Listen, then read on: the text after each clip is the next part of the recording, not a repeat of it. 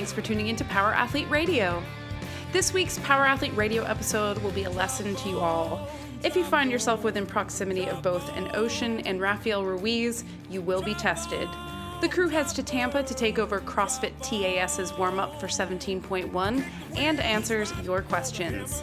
Topics like how to battle your arch nemesis, plantar fasciitis, what you need to know about rehabbing ACL injuries, and it's normal to barf after 15 burpees, but only if your pre-workout consisted of expired shellfish. Need ideas for priming the pump for your next WOD off? Get your chili hot with the 2017 CrossFit Open Warm-Up Series. Each warm-up is tailored for each open WOD, taking the guesswork out of how to perfectly prepare movements and energy systems. Get a glimpse into the magic/science that will have you performing at your best and minimize your risk for injury so that you can crush the next. Because no one was ever satisfied with just one WOD. This is episode 197.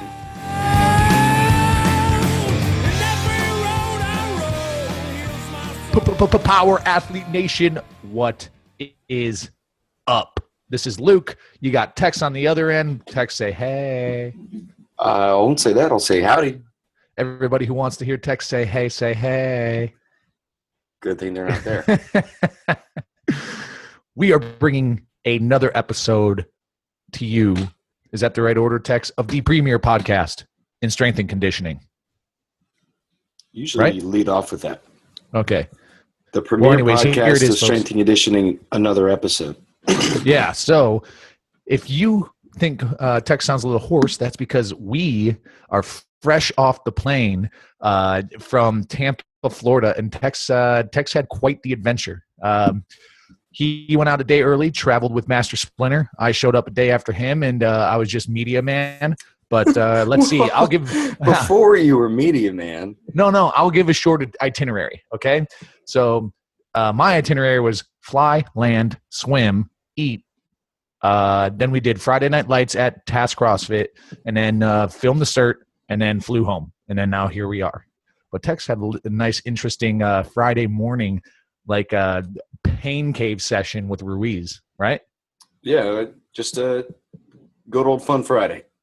So went in not knowing what to expect. I mean, hit his training on Train Heroic, but at the same time in person, it's always just a little bit different. And especially I didn't tell him I was coming in case he programmed, and I just didn't want to give him a drop and make something just hard as shit. But it's a little surprise was hard as shit. Some sprints, Bulgarian split squats, Luke's favorite, and just a lot of body weight stuff. Yeah, for 3 hours. Well, and here's the thing, like Raph's a wizard, man. It's always great to catch up with the guy. And if you guys don't know who the Ruiz is, we've had him on the podcast. He's episode 132, 166, and we've had him on Talk to Me Johnny Live. So if you go to YouTube and just look up TTMJ Raph Ruiz, RAPH RUIZ, check that stuff out because he hits like, I don't know, how would you describe his general approach to fitness, Tex? Raz Al Ghul. So it's like you have to take and face your fears head on, which is why when Tex picked me up from the airport, I was already sleep deprived because I was on 2 hours of sleep, just poor planning, yada, yada, yada.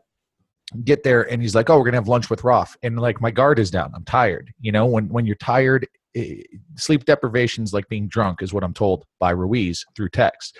And I'm like, oh, sweet. We are just going to go have lunch with Raph. And we fucking pull up to a restaurant right across the street from the beach. And Ruiz opens his trunk and has like swim gear for me and Tex, himself, Steph, his wife, and his kid. And it's like, motherfucker, we're going swimming. And you should have seen Tex turn even whiter than he already is. Well, we got rope-a-doped. It was a rope-a-dope. I got bamboozled. So training for 3 hours, you think you earned it, right? Gave everything I had, went bottom rack, and then all of a sudden we just get this Google map, Aloha Barbecue, Indian Rocks Beach. So a free shout out for them. It was freaking awesome. But it was like 45 minutes away from where we started. So where Raph's training out of, and just picked Luke up, drove 45 minutes, and we're getting like, I'm scratching my neck here. We're getting closer and closer to the water. I'm like, what's going on? Remember, we're like you're like, you had no sleep, I had no sleep, and I'm like, like we were trying to plan out the day and where we're gonna fit in a fucking nap, like we're kindergartners, and we thought a nap was gonna be possible. Well, yeah, and then we just jumped into a winter ocean. Yeah, so it wasn't too bad. But how far do you think we swam? Was that a mile swim? A lifetime. Well, anyways, not to bore the listeners with any Ruiz torture stories, but the next stop after that was TAS CrossFit, and we linked up with them, man. And so we got our open warm-ups, set up on Train Heroic. If you haven't heard, now you heard. PAHQ.co/CF Open 2017. Anyways, so Tex has been going fucking ham on warm-ups, as you guys know, over the past couple of years, and it's only sharpened the blade even finer. So we decided to crash TAS CrossFit 17.1 Friday Night Lights, right? Yep. And here's the deal. So here's how it literally went down, people, okay? So if you've seen that scene from Predator, if you've seen that scene from Predator starring Arnold, right? He's fucking got that big old machine gun and he kicks down that tiki hut door and he just says, knock, knock, and then just blows everybody up. That is literally what we did, literally. And this is probably where Callie's like, Luke, I don't think you understand what literally means, but I do. So we kicked in the door. We're like, we're here to teach you warm-ups. And then Tex put on a clinic. True or false, Tex? Literally put on a clinic about warm-ups for these guys. And we had like 10 coaches there. It's awesome. And then what was cool is the head coach there, Matt, is like, we kind of like loosely planned it because it was impromptu, intentionally kicked in the door, wanted to like really crash the party. And then after we went through the clinic, he's talking to us and he's like, well, would it be cool if you guys just did the whole warm-up for our crew? And we're like, yeah, that's what we want, right? So Tex taught these guys and then put them to the test. Yeah, it was about maybe 35, 40 athletes. They had a freaking rack. Awesome facility down Tampa. And then, about 6 coaches just kind of sat in and we had a warm-up conversation. We kind of made broaden their perspective and understanding. It's not just really that getting your chili hot. It's not just freaking breaking a sweat. It's actually identifying exactly where an athlete is most likely to fail. And if you look at 17.1, there's a lot of opportunity for failure, right? Everybody's screaming about lower back. Well, guess what? You didn't properly do your hips, your hamstrings, your ankles to put yourself in a position, get your ass down there so you don't have to use your lower back. So we just kind of broke down just, our approach to, if you see this in the workout, well, we got to reverse engineer it and then really build an athlete from the ground up. Our phases are pretty straight up. We have to do that pre-warm-up, warm-up, do all the benefits that everybody knows about warming up, right? Increase stroke volume, decrease injury, all that good stuff, get some blood flow going. But then we hit some isostability. So this is that kind of lengthen and strengthen portion and get people comfortable. Where most gyms would add like a mobility wad or something. Well, we're not going to use the bands. We're going to use the body weights in there and get you in the primal positions that are identified in the workout or the team competition, whatever it is. We take the same protocols as sport practice as we do our training. And then from there, it's just dynamic movement, taking those primals, moving through space. And then what amazes me is that we are the only people that really target energy systems, right? The workout is targeting work capacity within energy systems, whether it's phosphagen, glycolytic pathway, and then even like a 20-minute burner, which I know is going to come up. Remember, we saw a 20-minute AMRAP last year, oxidative, right? So we're specifically targeting these energy systems where most are giving you strategies and all that shit. Well, we're barn burning strategies. Just freaking burn the ships and go. So yeah, if you're micromanaging your strategy on game day, it is too late. I think it might be. And that's not to say don't do it, but I know my old man wasn't the one who invented it, but it's like as soon as you have a plan, you're behind the step. So it's like you kind of got to be ready to just go in and as a coach, you don't want to. I mean, so here's the thing. we talk about movement competency in the closed loop and open loop environment, and you want to keep that as closed as possible to maximize movement efficiency. What that means is you want the control center to be doing as little calculations as possible, right? You want everything to be effortless and unconscious. So if you have an athlete who's in there micromanaging their workout, it's going to detract from overall efficiency. So that's where we're at. That's the whole philosophy behind that. So it's like you just prime the engine, get it rip roaring, get the lug nuts bolted on and cranked down, and it's like you got to let them go, rip it up, right? Yeah. And put into practice what you've been working on for the past cycle. I'm sure there's hopefully coaches, you've spent a cycle, let's call it 8 weeks at least, preparing for the movements that we see in the warm up, which are pretty relatively standardized, right? So I don't know. Just had to jump in there. Tex, what else? Well, I mean, let's just stick with that for a minute. Where Luke said closed loop, let's go ahead and put a definition of that. People that haven't been on the blog yet or read some of John's work, because I know he's doing a lot of research in that, because it's very important. So closed loop, simply put, it's if I'm the athlete, it's just me versus myself. If we look at the open, that's going to be a closed loop. It's I initiate the start of any movement, closed loop, versus reacting to another athlete. And then there's a set, start, and finish point. And if we look at the standard of movements, whether it's the sport of Olympic lifting, powerlifting, or the sport of fitness, there's a start, end, and finish. Where in like soccer, basketball, football, it's not a set, start, and finish. Lacrosse, so that's just a small difference between the open and the closed. Where I said earlier, where we take a similar approach to preparing fitness athletes that we do our practice in preseason, the one difference is going to be the open versus the closed loop. Any of our sport practice, we always throw some open loop stuff in there, kind of prime the reaction, turn the brain on. But fuck, man, if it's the sport of fitness, turn the brain off. Get the hamster on the wheel and just fucking go. Shut off. Go into your pain cave. That's cool. But that's not going to be cool if we're training, tennis players, lacrosse players, different sports athletes that need a reaction, external environment. Right, to calculate any sort of external stimulus. And I guess, these people, like if you're like me when I was a young, uninformed, not even smart enough to know, but thought I knew, like don't think in absolutes. Like I know in a soccer match, there is a timer that dictates the start and end of a match. But think of the the varying tasks of an athlete that are imposed upon them during a match. Like you don't know that 10 minutes in, you're going to be doing a 40-minute sprint.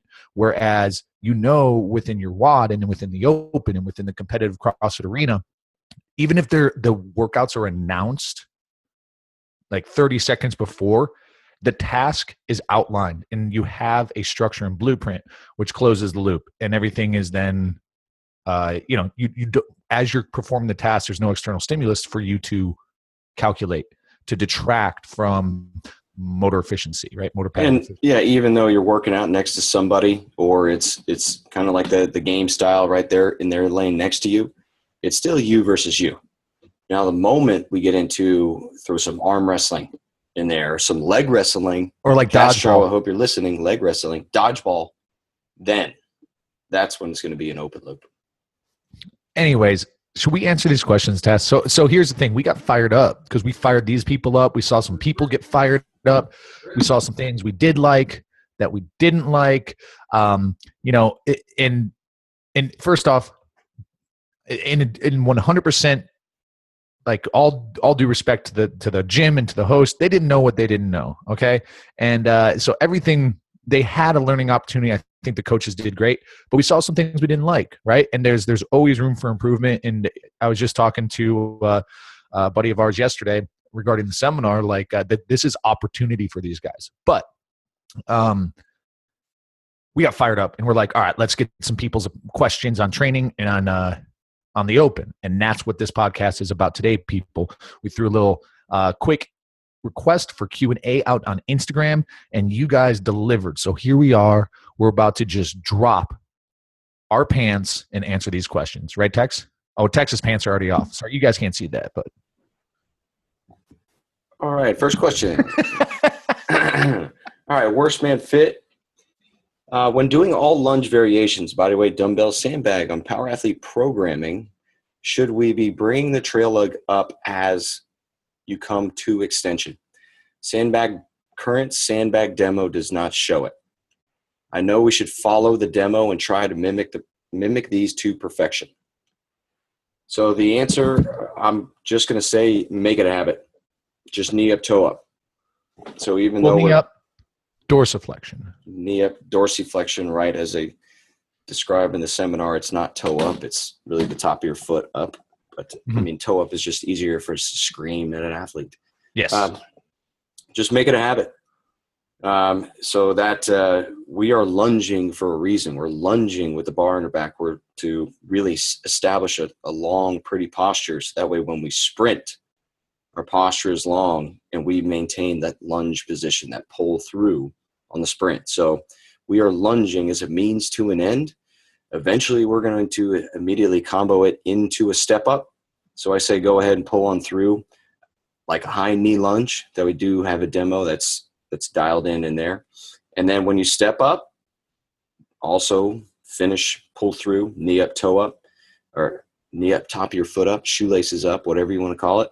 And then maintain dorsiflexion on the way down for your step up. So worst man fit, the answer to that question is yes. And moving through space.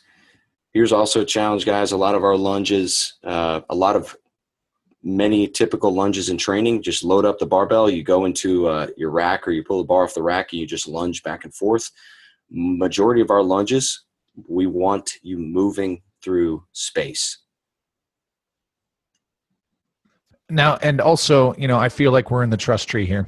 Okay. And, I trust since this is the premier podcast in strength and conditioning and, we have billions of downloads, I think everyone in the country downloads our episodes 3 or 4 times, including our security agencies. And I trust them to shelter this information from our enemies.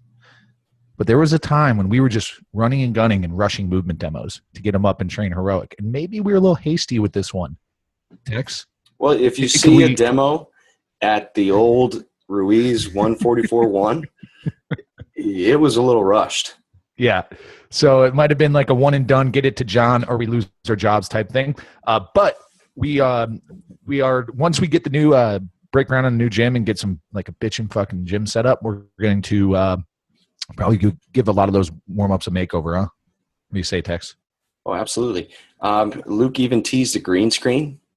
So if you see us like on the edge doing step-ups on like a freaking, I don't know, some very important building somewhere, it's not real. Or at a beach, because I'm never going near the water again.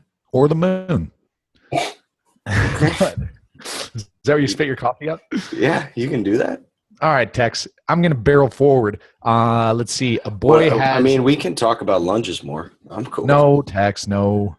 We'll have a lunge episode tomorrow on the 9th green at 9. Hey, wear something nice, okay? A boy has no name. Kind of a loaded question. When training around a non-surgical muscle tear, a.k.a. his pec, with no tendon involvement, what is the general time frame that you can begin to work that specific body part without an increased risk of re-injury? Just looking for a ballpark estimate, and if you have any good prehab exercises, that'd be awesome. Tex, do we have an answer for this? This to me feels like, listen, dude, everyone has their own Wolverine rate of healing, so it's hard to tell. I would just defer to your trusted medical professional. Yeah, who told you it was torn? Yeah, because there's a possibility maybe it isn't. But I have a feeling that this is one of those things where you can go through movement patterns as long as they don't hurt, even if they're resisted. But as soon as you start to like get that, the spider senses start tingling, that's when you're going to have to back off. You know what I mean? And, because I remember when John had to move a woodway to the producer of Modern Family's house with like Austin or something. Away from, no, I thought it was Nate. Oh, what? Yeah, with Nate, and like the guy made him move it down their stairs, and then ended up not buying it or something. Well, anyways, this like the weight of the Wellborn plus this old Woodway from the like late '90s, which was, I mean, the thing was literally 700 pounds, and John tore the hole in his hamstring because Ant Lowe was there, and he's like, John's like, my hamstring's really sore, you know, and Ant's like, well, let me check you out, and he goes whoop, and stuck his finger like through John's hamstring down to the second knuckle. You know, the hamstring's a little different than the pec though, right? Anyways, he just, you know, it was all just like, hey, take it easy. If it hurts, chill. You know, I don't even think he had him stretch. He just kind of had him like do movement, you know what I mean? So I would just defer to your medical professional, or you want a much smarter answer, get on the Power Athlete forums. You know what forum's been going off, Tex? So I created a new forum called I've Fallen and I Can't Get Up. I think it's funny. Fuck you, Tex. And but it's like, so we got a couple PTs and ATCs, trusted ATCs, I guess, that kind of troll that forum, and people who get dinged up, that's where they post their questions. So maybe you should check that sucker out, a boy who has no name. But yeah, man, it's just, I would trust your personal medical professional, because I don't want you coming to us for this thing. You know what I mean? But in the meantime, I think you could do like any sort of ISO or mobilization type stuff, that as long as, again, there's no pain. Right, Tex? Yeah. All right. Tex, you want this one? Is it an easy one? Yeah. It's an easy one. Ryan Renner. Are you going to be? Are you going to the mall today? At the regionals in San Antonio. What regionals? Do you have any idea what he's talking about? The regional mall? State Fair? State Fair is in Dallas, dog. What's the weekend? Do we have a more? I don't know, dude. We'd have to Google it. Long story short, here's the thing, Ryan. Here's the thing. All right. If there's no good movies out, there's no good happy hour specials going on near Tex and I. Let's see, what else could we possibly be doing, Tex? If we're not across the country, across the world, teaching the good word of power athlete. We could be updating the movement demos. We could be updating the movement demos, or we could be at one of these like Playgirl photo shoots that we've been getting hit up on. We might come squeak by and just check it out. Right? So no guarantees though. I mean, we're not going to have a booth. That's a fact. But if anything, we'd be hanging out there just going and slinging knowledge to people who want to learn, right? May 19th, we will be at Summer Strong. So John is speaking. Yeah, we're out. So unfortunately, we are out. We're going up early to shoot some guns with some Sofleet. How do you pronunciate them? Sofleet guys. So we're going up early. John's going to be speaking at Summer Strong, and we know Double A's going back. I know he's speaking. So that's where we're going to be. So unfortunately, we are out. Sorry, buddy. But maybe Callie will be there. Callie? All right. So let's go. Let's barrel forward, Tex. You got this one.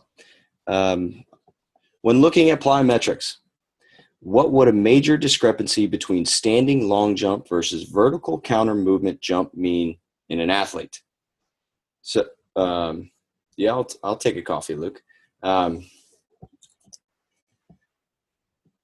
So we're moving through vertical vector versus the horizontal. So that's going to be the biggest thing, your vertical displacement versus horizontal displacement.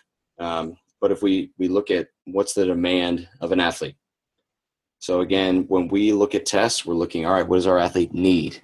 Does he need to go vertical? So if I'm checking out a wide receiver, a defensive back, a basketball player, I'm going to need to check their vertical. Right. So then I can see if my program's improving by how much their vertical jump improves. If I'm looking at a running back, if I'm looking at an offensive lineman, then I'm going to check more horizontal. So their ability to really fly forwards through space, use their violent hip extension on that. So linebacker, again, in my humbled opinion, the greatest athletes in the entire world are going to be outside linebackers of the NFL, because you got to have the speed to keep up with a freaking world-class wide receiver. At the same time, you got to take on the offensive lineman and then a freaking genetic freak of a running back. So I'm going to be checking vertical and horizontal there. So it all depends on the demands of the athlete. Then we're going to kind of check out what they need more and then can tailor the program there. So major discrepancy, if there is one that exists, could mean something, but it could be also, if I'm checking an offensive lineman, I'm not too worried about his vertical. How's his horizontal? How's his clean? A clean is also a test of freaking vertical displacement of the spine, right? It's just with weight. So if we're not getting the inches off the ground, but shit, we are moving some weight with full hip extension, and then he shows the ability to catch toes forward, right, and is clean, and reduce that force coming down on him, that's going to show me a pretty good sign that he's ready. So it all depends on what you're training for. Remember, we don't want to look at these things as simply a test means this, or say Brian Arakpo, freaking badass from Texas into the NFL, his test means this. So this kid now 10, 15 years later got the same numbers as Arakpo. He's going to be Arakpo. I don't think so. So how are we going to use these tests? Remember, we ran that vert jump survey at the games, and there was we asked people their clean, their squat, and I'm sure these fucking people lied because they're whatever, but it's directionally. Well, accurate, it didn't lie. The vert. Right? But here's the thing: we could not see the clean, power clean. I'm sorry, the clean, the power clean, body weight, back squat, deadlift. Right, things that you would think would train this movement pattern, right? And we didn't see a correlation. So John hit up Hatfield, John hit up Louis, and he talked to them about that, and that was a contributor to kicking off Cat in compensatory acceleration training field strong, because we realized that people may be lifting heavy weights, but they're doing it fucking slow, relatively heavy, right? And the fact that they're doing it slow doesn't have a transfer over to these dynamic movements. Number one. Variable number two, on the vertical jump. The vertical jump has a higher margin for error because you look at a standing broad jump, right? And you're measuring that in feet, right? 7, 8, 9, 10, 11 feet. Whereas on a vertical jump, you're looking at 24, 30, 40 inches, right? So you have a higher margin for error for technique, right? So the vertical jump also comes down to muscle fiber type, which goes to the vertical jump performance window article you put, Tex. So if people aren't compensating for their personal performance, biological performance, profile, just write that down, Tex. Biological performance profile. But they're not going to perform in that vertical jump as well as they could, right? So maybe they need more time to get maximal recruitment, so they have to dip lower. My buddy my buddy Clark back in SoCal, he was a slow twitch guy. He's a hockey player, right? And when we did vertical jump tests, I noticed after that we had him try. He was okay, bro science people, I don't care. But we had him try, a high hip dip and then a low hip dip. And he would soar in a low hip dip, right? So when he would dip down lower into his squat, he could get more recruitment, thus jumping higher. So there's that. And then Tex, I know you're just chomping to get in. And then finally, I think it was Louis was talking about confidence. It's just simply confidence in your jump. You got to practice jumping. You got to be taught how to jump vertically. And since there's such a small margin of error for the measurement, right, that these are all contributing factors to that. So I don't know that the discrepancy means a fucking thing, Tex. Yeah, I would almost throw the inches out unless you're using it as a mark for measurement. I would check out that vertical jump performance window. That was, I think, one of my first articles for Power Athlete HQ. But it's just a way to, if you see this, that means that for that athlete. Mm-hmm. So, and something about like maxing a broad jump as well is there's an element of body awareness, flexibility, and just general athleticism, right? To go from forward, full lean extension, swing the hips under, kick the feet forward, right? So there's got to be a confidence element there. So if you got some bound up, inflexible dude, he's not going to be able to kick his feet forward, and it's going to kind of artificially seem that he didn't displace horizontally his hip girdle. But it's just the fact that he couldn't kick and reach his feet under. You know what I mean, Tex? Oh yeah, these are skills. Yeah. And people are only looking at the inches and the numbers, unfortunately. But Yeah, but I a lot guess to see there. But if you look at it a closed end to end for individual athlete and you're looking for improvement over time, Tex, I guess that's where we could put a control into place. And at the end of the day, they're just these are tests, assessments that I guess evaluate the efficacy of a training cycle. I would assume that if these are testing attributes for a training cycle, the goal was explosive power and maybe some plyometric output, right? So if you see improvement in one and not in the other, maybe that's a different discussion. Ready for the next one? Yeah. Anyways, I think we blasted that one. Yeah. Well, we've been through 3 questions. It's been 30 minutes. Ready for this? This is all you again. Like, I don't care know. about this. I know. So let me read it so the listeners can hear my Barry White voice. So my man Blake CH47, he says, "Hey bros, Tex, you're looking pale. Luke, amazing tan. I've been struggling with plantar fasciitis for the better part of a year." It doesn't say this, guys, but go on. Okay, so it doesn't say the plantar fasciitis part. I've been struggling with plantar fasciitis the better part of a year. I've been to a foot doc, and all they want to do is treat fucking symptoms and not address the issue. I've done all the exercises I can find online: towel toe curl, calf stretches, lax ball, same result. Arch supports do help, but I would rather correct the problem. Attaboy. Would appreciate any help. So a piece of our CrossFit Sports Specific Application Seminar involves just this. We dedicate a whole 30-minute warm-up to teaching people about their feet. So it's action at the ankle. And don't take this term to your doctor, but I just simply refer to it as an ankle girdle. So it's not a real girdle. I just kind of sum up the bottom of the foot, the ankle, the calf, and all that good stuff in there. But what you need to do is get out of those arch supports. And one of my favorite drills is simply this. What you're going to do is just stand on both feet. I want you to now imagine that you take 4, so your 4 little toes, and you grab the ground with those, and you lift up your big toe. So you are driving your big toe knuckle down into the ground. So when I say lift your big toe, that does not mean roll to the outside of your feet. I want you to press your big toe knuckle down into the ground as hard as you can.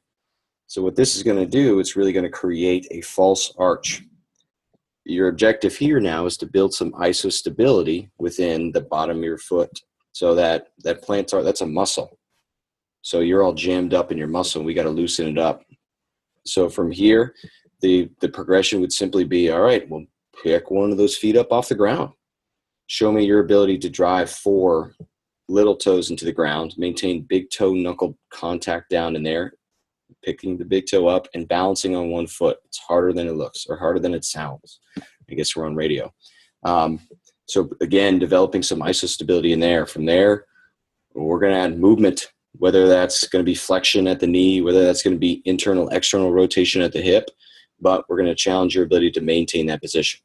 So I know when we teach the squat, we're asking our athlete, and the deadlift, we're asking our athletes to take their big toe and grab the ground. So that's going to really activate that foot, turn that posterior chain on. But for this, isolating the bottom of your feet, 4 toes down, big toe knuckle down, and big toe up. So these are some drills that I did for my ankle rehab when I blew up my ankle in college.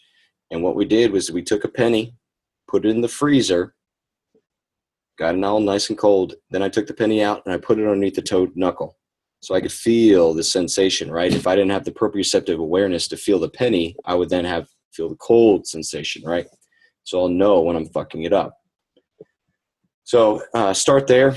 And then another one, just pulling from the Ruiz, is going to be heel walks. So just like it sounds, you're going to pick your toes and as much of the front foot as you can up off the ground, and then you're just going to march. So this is going to be an active stretch at the bottom of your foot, as well as all the nerve going down from kind of the spine into the lower legs. You need to open those up as well. So then you start by stepping over your ankle bone. From there, you progress into your calves and then marching over your knees. Be sure to go through all planes of motion, lateral, backwards. Throw some rotation heel walks in there. But we're just stretching the bottom of that foot, an active, dynamic stretch, much like we do kind of with our seesaw walks and the hamstring, right? I just don't want to stretch my hamstring or just roll out my hamstring with a ball to improve it. I need to have some active, dynamic mobility in there. So, and Tex, when I guess another thing to pay careful attention to get the maximal effect out of that heel walk is, the hip position, your femur position, your knee position, your foot position. So what we're looking for a lot of you guys who are duck-footed, you're going to want to be toes forward, but not from the ankle, not from the knee, from the hip. So that would require maybe a little bit of that posterior pelvic tilt and internal rotation from the femur. If we're speaking Greek to you right now and you don't know what any of this means, then we have a problem, right? We also have a solution. Or we have a solution. We have an opportunity.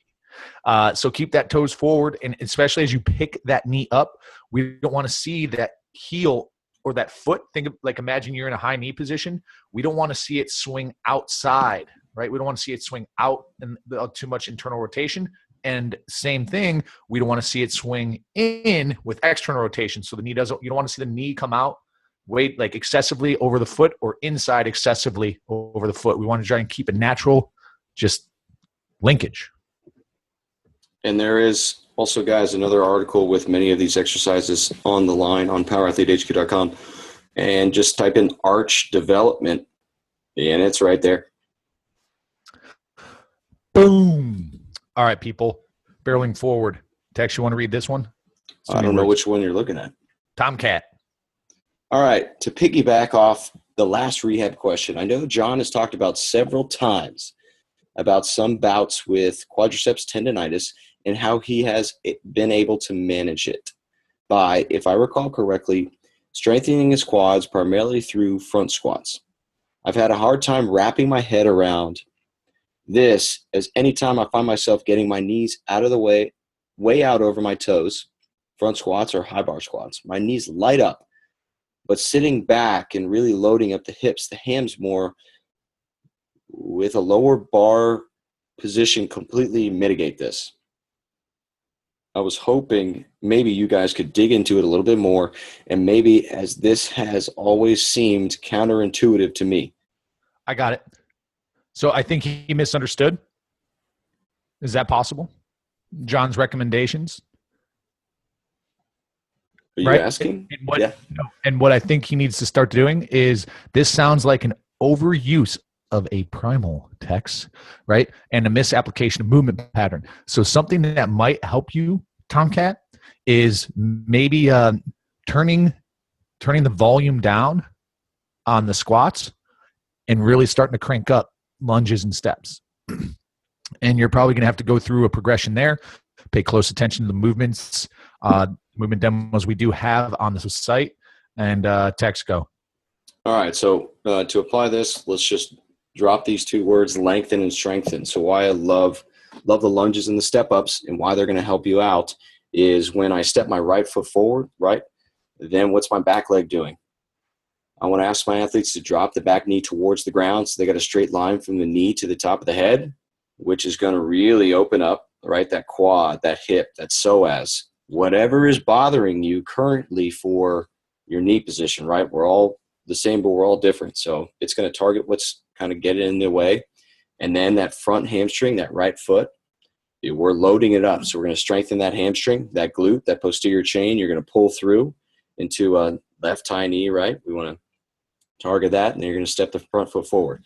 So if you're only hitting the squats, because it sounds like you do the power athlete squat where you push back and posterior chain dominance, sounds like you got some high bar squats going and then front squats.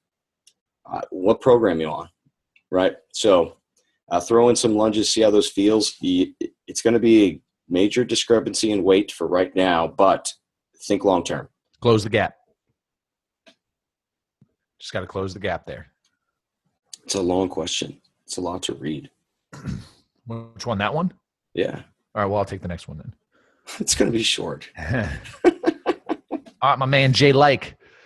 First off, I did some recon. Private account, So I don't know. I don't get to see you move. But homeboy's had a hard time front squatting since he's adopted the power athlete back squat. Are the toes completely straight ahead like the back squat?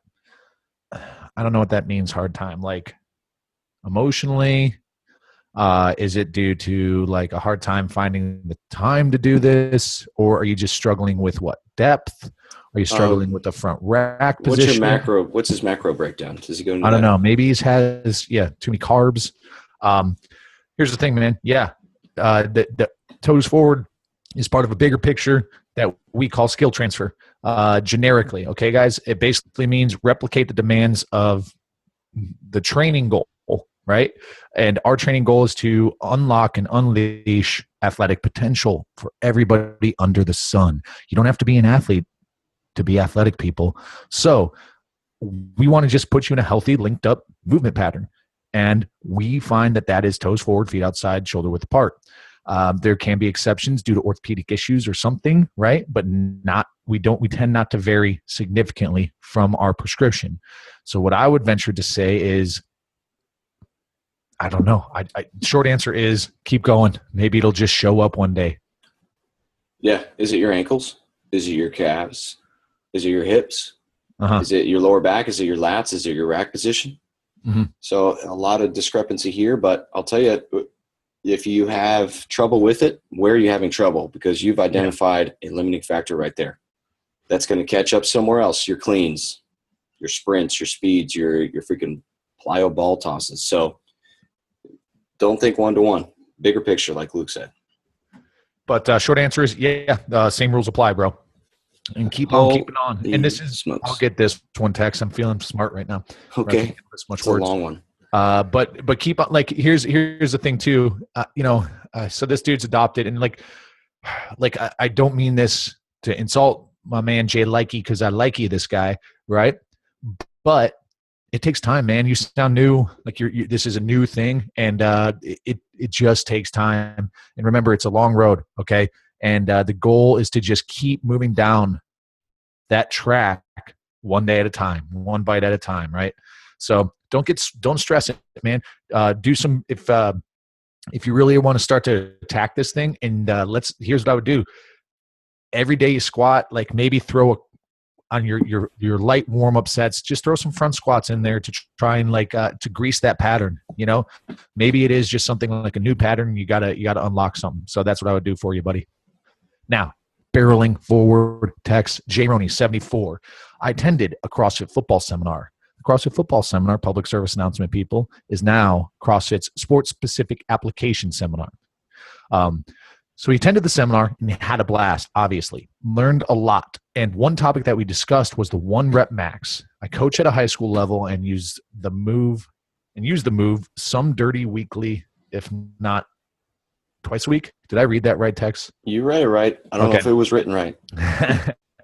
I explained that at the end of a football, basketball, or whatever game, they do not pull maxes and hand out extra points. I discussed valgus knee, and that if you blow out the knee, you won't play. But coaches still think it's a major importance. Sign up for lifting comps, etc. I have even shared a clip of John talking about some of the guys being strong as anything but not being able to play, but others who struggled in the weight room throwing guys around on the field, right? So that's guys are field strong versus weight room strong. And then where are we at? I tell the young athletes all the time that I'm not trying to hold them back. I want them to be 10 times stronger and faster than I am, but I will not sacrifice their safety for a knee clapping 1 rep. I like that. And if you have time to address this, if you can tell it, to the Madison clubs, I'll be sure to. I gotcha. Thanks and advice. Keep up the great work. Okay, so Madison club. So this is what the guy. This is what the guy wants. He wants a soundbite for his team to get their fucking head out of their asses and stop thinking that 1RMs mean a goddamn thing, especially for high school athletes. That's what this guy wants. So here's what I'm going to tell you, Jay, and here's what I'm going to tell the Madison Cubs. We've worked with elite level Olympic athletes down to genetic trash cans, to quote, who said that? Kielbaso, right? All right. So we've worked with everybody. And some people get dealt a shitty hand of cards. And the goal of a strength and conditioning program for a high school athlete is to lay the foundation, right? If you think a 1RM for a 15, 16, 17-year-old kid means a goddamn thing, you're totally misguided. And here's why. It takes years and years and thousands of reps to build a meaningful 1RM that you could pivot and anchor off of in a percentage-based program. And that means dedicated training, 5, 6 days a week, hitting these lifts every day to grease the groove and build the neurological efficiency to actually perform a meaningful lift. Now, herein lies the divergence. When the whistle blows, no one's squatting, no one's pressing, no one's asking anything of this. And the fact of the matter is, these numbers don't mean a goddamn thing. The only numbers that matter are the numbers on the scoreboard at the end of the match, right? The wins and losses at the end of the season. Wrap your mind around that. These people need to get their heads out of their asses, and what they need to train for is maximal performance. And we have that prescription. It's about unlocking the athletic potential of these athletes, and that's moving through space. That's squatting, stepping, lunging, pushing, pulling. That's what these kids need to be doing. So Coach Roney is providing you a direction. So much like any offensive coordinator or defensive coordinator is going to call a play because that's what they feel is the best situation for that moment in time during the game, he's looking at you as a big picture athlete. In your current state life cycle, he's calling the best plays that he knows to keep you safe and then get you winning at the end of the day, whether it's in the game next Friday or in your college career.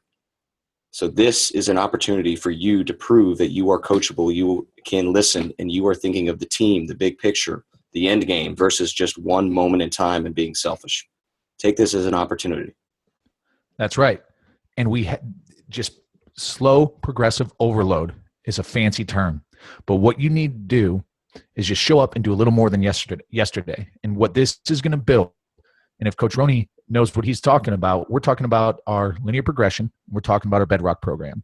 If you follow this to a T and you pay close, careful attention to how you execute these movements, and you focus on movement quality, you are going to establish something called a base level of strength.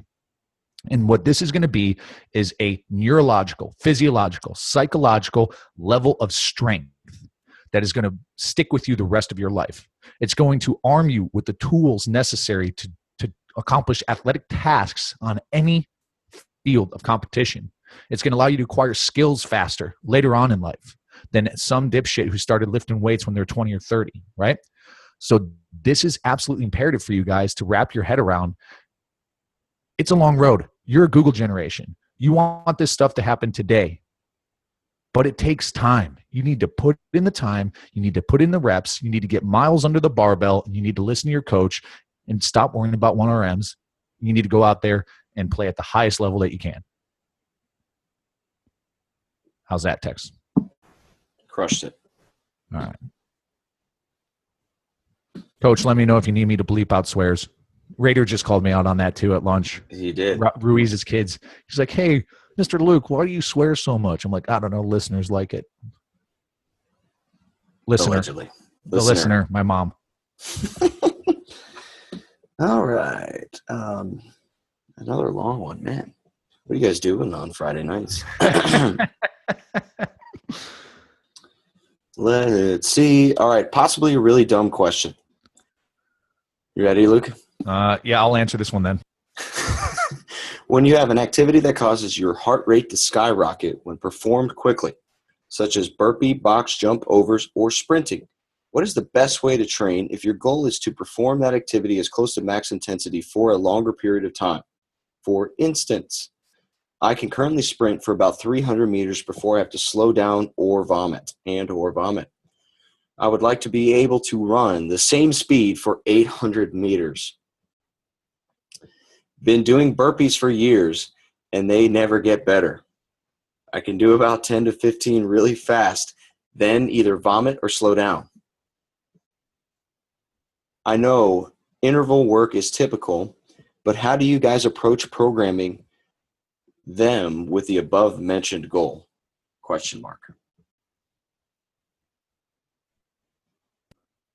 All right. So this is like,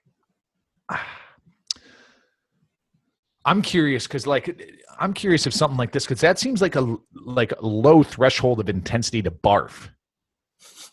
300-meter runs? Yeah, like a 300 max effort meter run, and you're just barfing full speed. I played with some guys. But I can do about 10 to 15 really fast and either vomit or slow down. So what if this is like a larger thing at hand, and this is some sort of inner ear issue, like motion sickness, or when you got to barf from training, it's when blood is pulled away from your stomach to handle the task, and you got to barf, right? Is that the right? Do you know that? That's what I've always thought. I thought it was just weakness, but just yeah, kidding. It's but weakness leaving the body. But dude, here's what I would do. I guess this is listen. This is a educated approach based off of just kind of sitting with Dr. Tom, right? If truly like barfing becomes your barrier versus neurological structural failure, Tex, hear me out on this, right? Hearing. So let's say you're running 300 meters at maximal intensity, and you know that, or 800 meters at maximal intensity. Find the threshold or speed at which you don't barf, right? Anchor that time, and then try to just gradually increase. Just like it's the same thing as progression and overload, but you, instead of posture and position, it's literally just like tossing your cookies, I think, right? And if you want to push out that threshold, you need to just tackle the volume intensity model, right? Never at the cost of posture and position, which I think if you're a guy, Nolan, I've seen you around on the forums and on our Instagram, so I think you are. That posture and position first, but it just becomes an interesting variable that triggers a failure point, which the nausea, the exercise induced nausea, right? I mean, we can also factor in some lactic acid, so maybe your body just can't handle the amount of toxicity that's going down. So at 300 meters, you hit your max, and your body is just trying to freaking get rid of as much acid as possible. Yeah. But at 15 burpees? I don't know, man. Like, are you eating seafood before you train? Are there other maybe could it be a warm-up thing, Tex? Like if maybe he's going in too cold and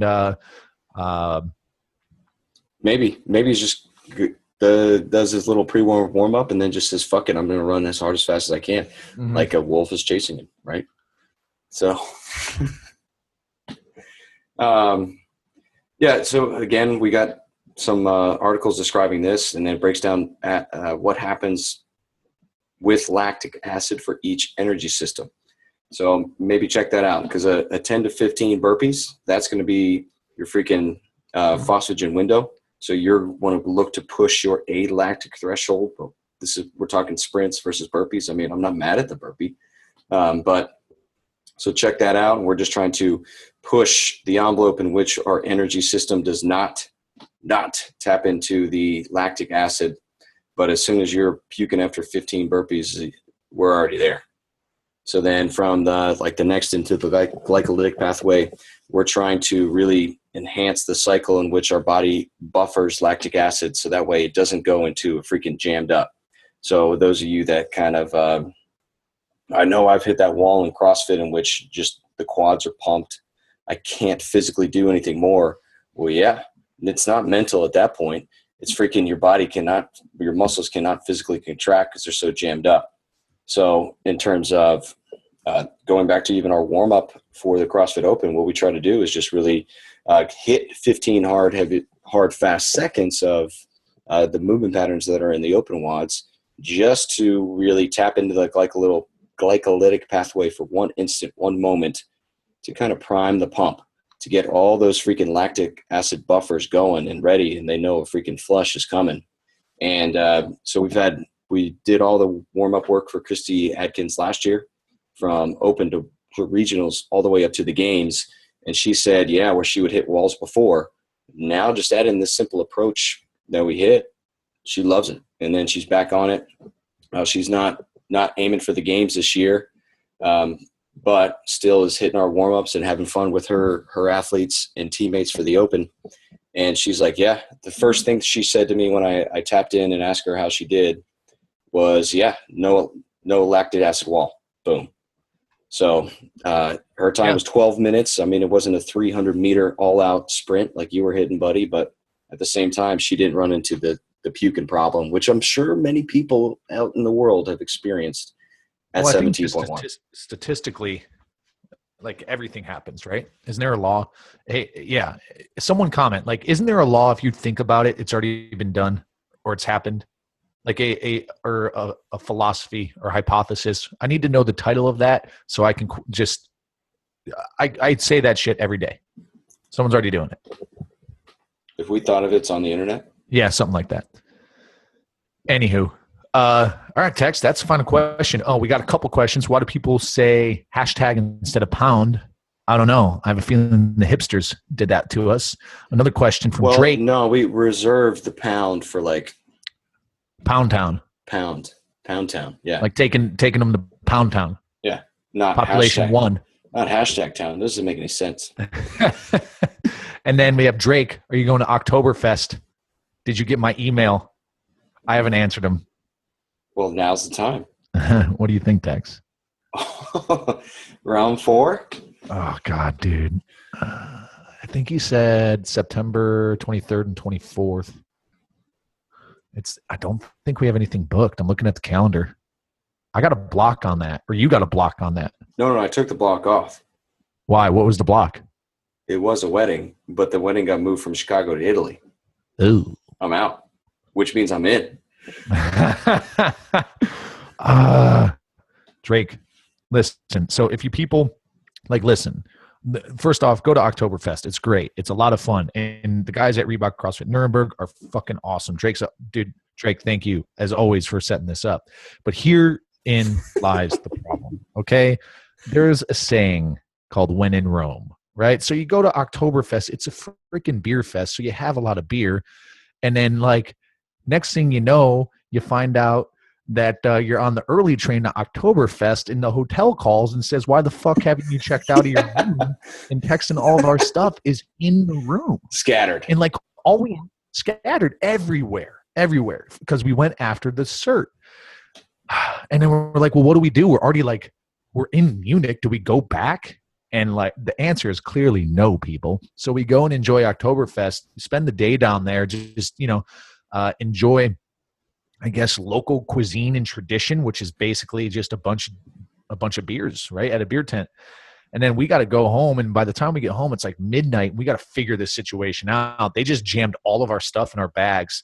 I can imagine it, dude. They're just probably just punching shit into our bags, But the passports were there. That's really all that mattered. And so then we get there, and then now it's we're on a prowl to find a room. So there's no rooms available. We're on TripAdvisor looking it up, trying to find everything. At our local watering hole. The Dublin bar in Germany. And then next thing you know, it's 3 or 4 in the morning, and finally we find a youth hostel that has a dorm available. It's 9 beds in this dorm, and Tex and I just whoa. No. We reserved a room at the hostel. Oh, yeah, on hotels.com. Here's a shout out to hotels.com, totally fucking us over because we got a room. And then we go up and they're like, no, we don't have it here. And I'm showing them this thing. He's like, oh, you have to call them and figure it out. And I'm like, it's 3 in the morning. We got a flight tomorrow morning. So anyways, long story longer, we end up just barging in, kicking in the door like Predator, knock, knock. Right. And it was awful. It was awful. That part was awful. Everything else is amazing. But then you got to hey, my buddy's old man would say, hey, you want to dance, you got to pay the band, baby. So and that was a pretty tame October finale based off our previous experiences, Yeah. So but anywho, Drake, I guess we'll go. We need to figure out travel and not try to do so much. We tried to compress it all too tight, Tex. That's what we try to do. Too much in a short period of time. Right? How about we actually stay in Munich this time instead of taking the long taxi ride home? I'll consider it. All I right. still got it. All right. All right. Well, anyways, thank you, listeners. You are the bomb. So here's the thing. If you're still listening to this, congratulations. This has been like 90 minutes of just boring jibber jabber, right? The 2 or 3 of you. Hey, Mom. Hey, Miss. Hey, Raider. Hey, Raider. But here's our public service announcement. Hey, if you like the podcast, why don't you go rate it on iTunes and give us 5 stars? We're going to come find you, Liam Neeson style. Number 2, if you're doing this CrossFit Open, people, just if you are a gym owner and you listen to this, do yourself a favor and go sign up for this freaking warm-up protocol. Like we put the people at TAS CrossFit through it. It was epic, right? We unlocked their power. They crushed it. All the coaches there were like wide-eyed. They had hearts and like stars in their eyes just watching Tex do his coaching and breaking these people off, right? Tex is doing a hair flip for those of you who can't see him. Go check it out and sign up, dude. It's $3 a warm-up. It's the cost of a latte, and you're protecting your people, and you're unlocking their potential in like the one competitive endeavor that they will likely hit, right? I mean, hey, listen, maybe you have like a local competition circuit you guys hit. That's fine. Go do it. You should. But if you're a CrossFitter training your dude, listen, just do it. Trust me. We're not lying to you. Why would we lie to you? Well, I guess we do lie a lot, like about what did I lie about today? Good jokes. Oh yeah, that'll happen. But anyways, check it out. If you want to check it out, link's going to be in the show notes. Tex is throwing 3 fingers up. I'm not sure. He's like, Tex thinks that we have the sign language thing where I understand what he's talking about, but I have no clue. Well, point number 3 is the road continues. So we will be putting on warm-up clinics in 3 different cities for the remainder of the Open. So if you find yourself in Houston, Katy, Texas, by the time this comes out, we're there for 17.2. Austin, we're hitting you up 17.3 and 4. And then Washington, D.C., 17.5. So we are putting on a 30-minute, 60-minute, however long it needs to really get the message across that we need to step our games up, coaches. Seriously. So this is this long-term preparation to put our athletes in a performance. It's not just the open warm-up, right? That's going to be an introduction to really show you exactly where our points are made during our warm-up clinic. So, yeah, hit us up. We're CrossFit Katy, CrossFit Chicago, and then it's going to be Balance Gym DC. So that's where we'll be. But listen up, you filthy animals. Thanks for listening. We love you. Tex, jury's still out, buddy, but I'll talk to you later. Talk later. All right, bye. Now it's time for you to empower your performance. Stop faking the funk with your bullshit warm-up. When we say that the warm-up sets the tone for the workout, we mean it. From priming your system to mentally preparing yourself, the warm-up represents your dedication to performance. Head to the Power Athlete HQ landing page for a direct link to the 2017 CrossFit Open warm-up series. And if that doesn't get your chili hot enough, stay tuned for the first ever Power Athlete Extra Hardcore warm-ups. You know what a green screen is? And do it on the edge of a building or something? Yeah. Yeah. With the 80s video recorder filter. Just heavy breathing. All right, let's do this. Hey, Power Athlete Radio. Until next time, bye!